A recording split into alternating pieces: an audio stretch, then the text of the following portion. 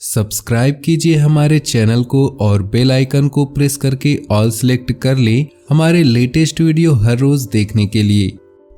नमस्कार दोस्तों, ओम नमः शिवाय। स्वागत है आप सभी का हमारे YouTube चैनल में। तो दोस्तों, मेरी एक बात सुन लो, कभी नहीं आपके घर में कभी भी पैसे की कमी नहीं होगी। जी हाँ दोस्तों, यह एकमात्र वीडियो आपके घर में, आपके जीवन में धन से जुड़ी सारी समस्याओं का निवारण कर देगी। इसलिए हम आपसे निवेदन करते हैं कि अपने खुद के फायदे के लिए दोस्तों यह वीडियो शुरू से लेकर अंत तक जरूर देखिएगा।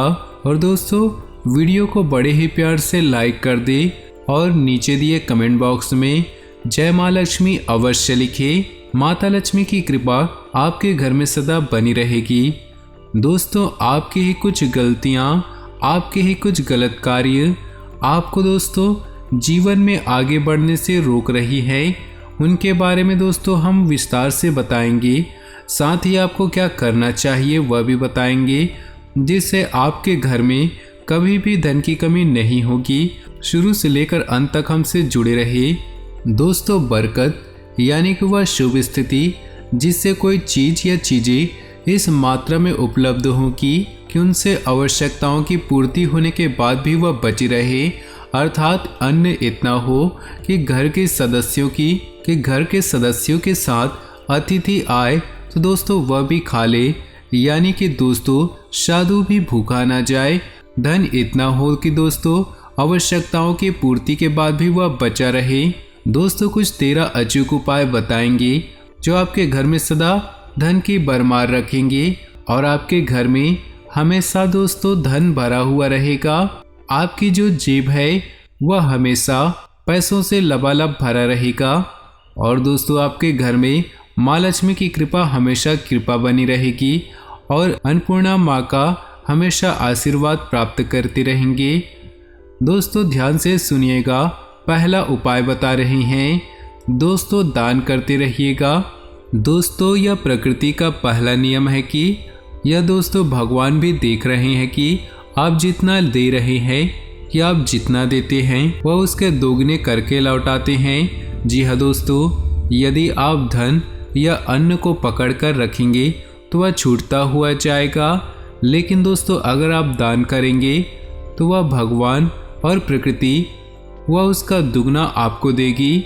दोस्तों, दान में सबसे बड़ा दान है अन्नदान, इसलिए दोस्तों अन्नदान आप अवश्य करिएगा। एक रोटी भी दोस्तों अगर आप किसी जानवर या किसी भूखे को खिला देते हैं तो समझ लीजिए उसका आपको कितना बड़ा फल मिलेगा, आपने सोचा भी नहीं होगा। दोस्तों, गाय हो गई, कुत्ता हो गया, कौवा हो गया, चींटी या फिर कोई पक्षी, इनके हिस्से का भोजन निकालना बहुत ज़रूरी है। हिंदू धर्म के अनुसार सबसे पहले गाय को रोटी बनाई जाती है और अंत में कुत्ते की। इस तरह सभी का हिस्सा रहता है। इस तरह के दान को दोस्तों पंच यज्ञ में से एक वैश्य यज्ञ भी कहा जाता है। दोस्तों, अतिथि यज्ञ से अर्थात मेहमानों की सेवा करना, उन्हें जल और अन्न देना। दोस्तों, अपंग हो गया, महिला हो गए, विद्यार्थी, सन्यासी, चिकित्सक और धर्म के रक्षकों की सेवा सहायता करना ही दोस्तों बहुत बड़ा पुण्य होता है। तो दोस्तों हमेशा कर्म अच्छे करें। अन्न का दोस्तों दान कर सकते हैं आप किसी ज़रूरतमंद को। दोस्तों, किसी भूखे को अन्न अवश्य दीजिएगा। अगर पेट भर दिया तो समझ लीजिएगा दोस्तों कि हमेशा माँ लक्ष्मी की कृपा बनी रहेगी। दोस्तों, अगले उपाय की ओर बढ़ते हैं। भोजन के नियम। जी हाँ दोस्तों, भोजन के थाली को हमेशा पाट हो गया, चटाई हो गई, चौक हो गया या फिर टेबल हो गया, इसी सम्मान के साथ भोजन की थाली को रखना है। खाने की थाली को कभी भी एक हाथ से ना पकड़े। ऐसा करने से दोस्तों खाना प्रेत योनि में चला जाता है। भोजन करने के बाद थाली में ही हाथ कभी ना धोए दोस्तों, इसका ध्यान रखिएगा। थाली में दोस्तों झूठा बिल्कुल भी ना छोड़े। अक्सर दोस्तों हम यही गलती करते हैं कि थोड़ा बहुत जूठा थाली में छोड़ देते हैं। और आजकल तो दोस्तों हम और हमारे जो बच्चे होते हैं दोस्तों घर परिवार में, वो दोस्तों जूठा बहुत ज़्यादा छोड़ते हैं। रात्रि में दोस्तों बचा हुआ खाना हम ढोल देते हैं, परंतु यही गलतियाँ आप लोगों को रोक रही है जीवन में सफल होने के लिए। ध्यान रखिएगा अन्न का अपमान ना हो। घर में अगर कुछ बच गया हो खाने को तो किसी गाय को खिला दे, वरना फेंके बिल्कुल नहीं। दोस्तों भोजन करने के बाद थाली को कभी भी किचन स्टैंड पर यानी पर गैस स्टैंड पर ना रखें, पलंग या टेबल के नीचे ना रखें और ना ही ऊपर रखें। तुरंत उसे दोस्तों धोकर उसकी सगज सही जगह पर पहुंचा दे। रात्रि में दोस्तों जो भोजन के जूठे बर्तन होते हैं घर में नहीं रखना चाहिए। भोजन करने से पूर्व देवताओं को दोस्तों याद करना चाहिए। भोजन करते वक्त बातचीत या फिर क्रोध बिल्कुल ही नहीं करनी चाहिए। परिवार के सदस्यों के साथ बैठकर भोजन करिए। भोजन करते वक्त अजीब सी आवाज़ें बिल्कुल ही ना निकालें। लक्ष्मी का निरादर होता है दोस्तों। इन आदतों से अर्थात समृद्धि चाहने वाले लोगों को तथा जिन व्यक्तियों को आर्थिक कष्ट रहती है उन्हें इनका सेवन रात के भोजन में नहीं करना चाहिए। वो है चावल, दही और सत्तू। इनका कभी भी रात को सेवन ना करें।